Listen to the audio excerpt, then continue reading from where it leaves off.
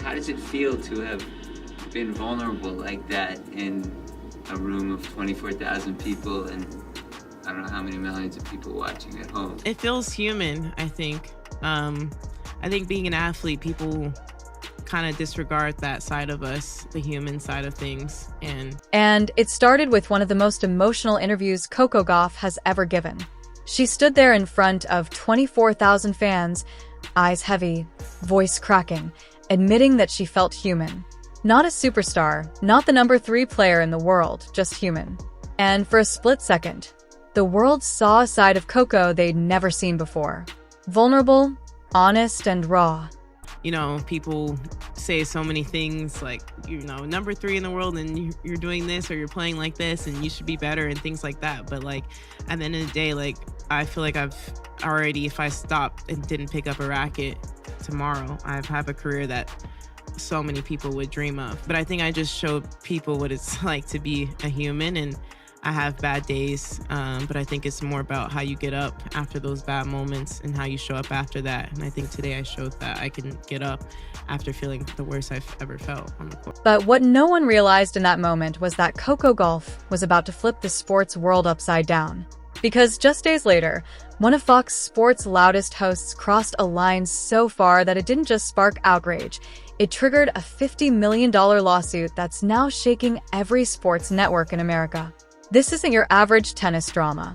This is one of the most powerful young women in sports, calling out one of the biggest media corporations on the planet and doing it in a way nobody saw coming. So, here's the question everyone's debating. Did Coco go too far, or did Fox finally get what it deserved? Matt. After everything that happened on Thursday night, did you wake up feeling a little differently yesterday? Yeah, I mean, for me, I think I just realized that I don't want that moment to happen again, like on court for sure.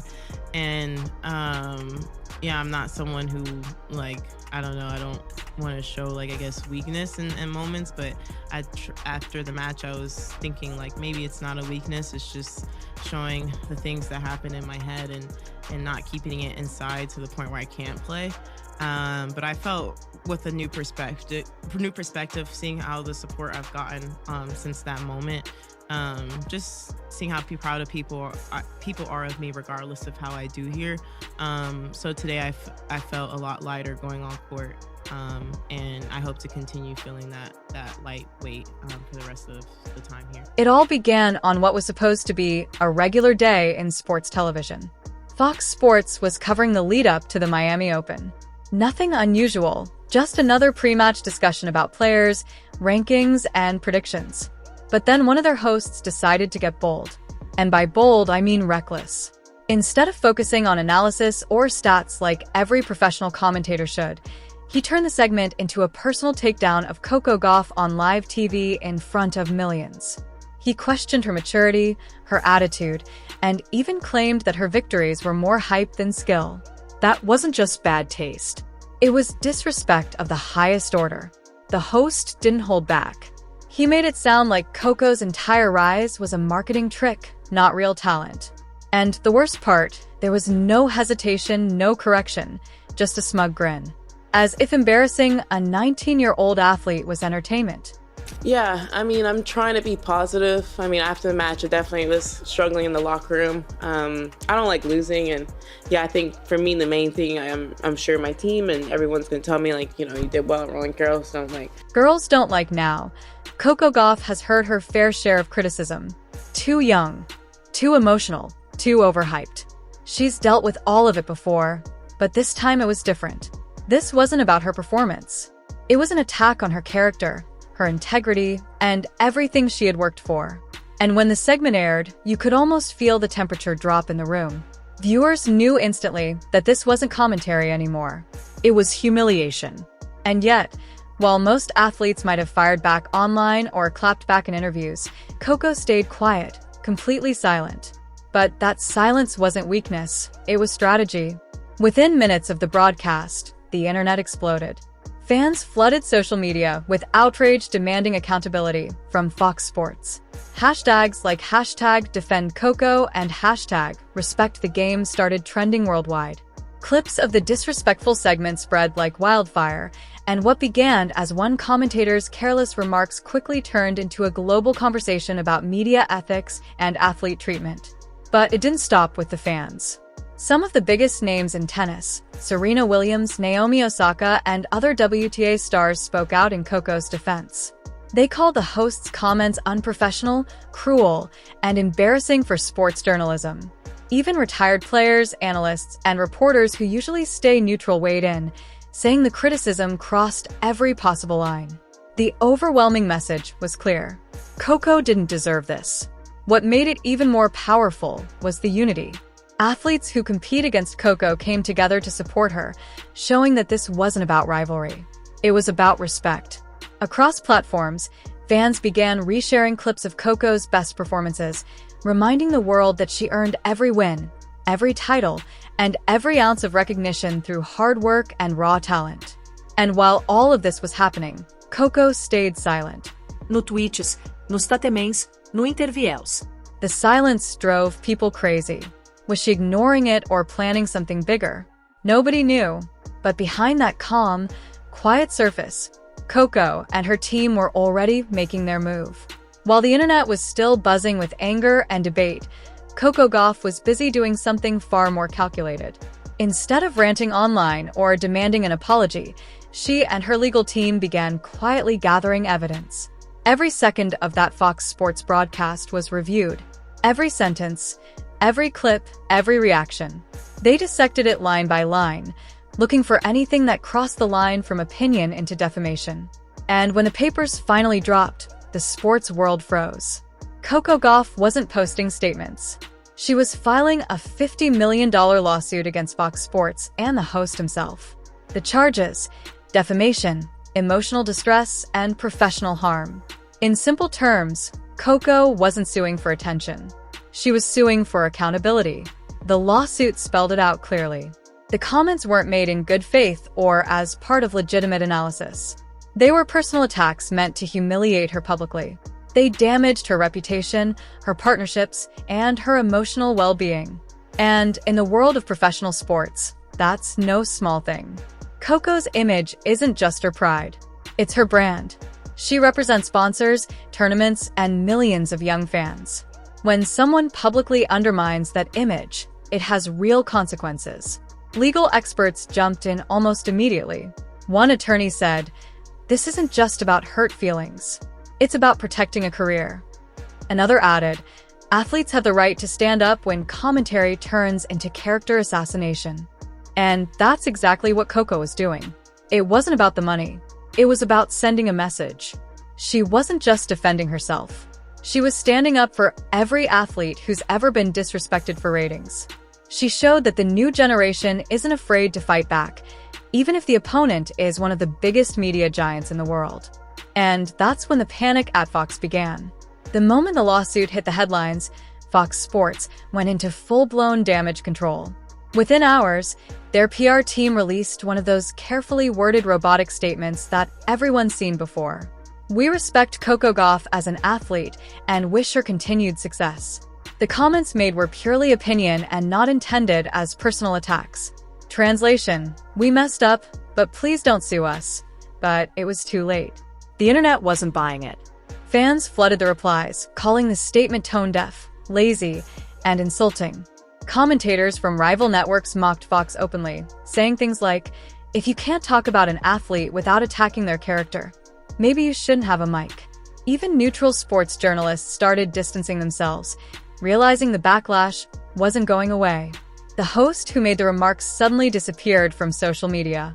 No posts, no comments, no tell-it-like-it-is attitude, just silence. And when Fox's editors quietly removed the segment from their website and replay archives, that only made things worse because by then the clip had already gone viral. Thousands of people had saved and re-uploaded it across TikTok, Twitter, and YouTube. Once it's on the internet, it's there forever. Viewers noticed the hypocrisy instantly. The same network that constantly preaches free speech suddenly didn't want to talk about accountability. The whole thing turned into a PR nightmare. And while Fox was scrambling to contain the damage, Coco didn't say a single word. She didn't have to. The public was doing all the talking for her. the message was clear. This wasn't just about a lawsuit anymore. It was about respect, something the media had been forgetting for a long time. And now, one young woman was forcing them to remember. At first glance, it might look like just another celebrity versus media scandal, but this was bigger, much bigger. Coco Gauff's lawsuit wasn't just about clearing her name. It was about setting a precedent. For decades, athletes, especially women, have been picked apart on television, not for their performance, but for their personalities, emotions, or even the way they carry themselves. Analysts crossed the lines so many times that disrespect became normal. Coco decided that had to end. Legal experts started weighing in on every network. One sports attorney explained, "In defamation law, intent matters. If a host's tone and words go beyond fair criticism and into mockery or character damage, that's not free speech. It's liability." Another pointed out that this case could change how sports media operates moving forward. Because if Coco wins or even settles, every commentator in America will think twice before turning analysis into personal attack. And that's the heart of it. This lawsuit isn't just about Coco versus Fox. It's about athletes finally saying, "You can criticize my game, but not my identity." It's about reminding the media that they're not untouchable. They don't get to destroy someone's reputation for clicks and ratings, then hide behind just an opinion. This moment became a turning point for athlete empowerment.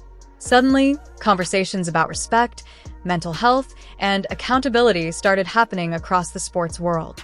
Players spoke out about how damaging public humiliation can be. Fans began realizing that criticism and cruelty aren't the same thing.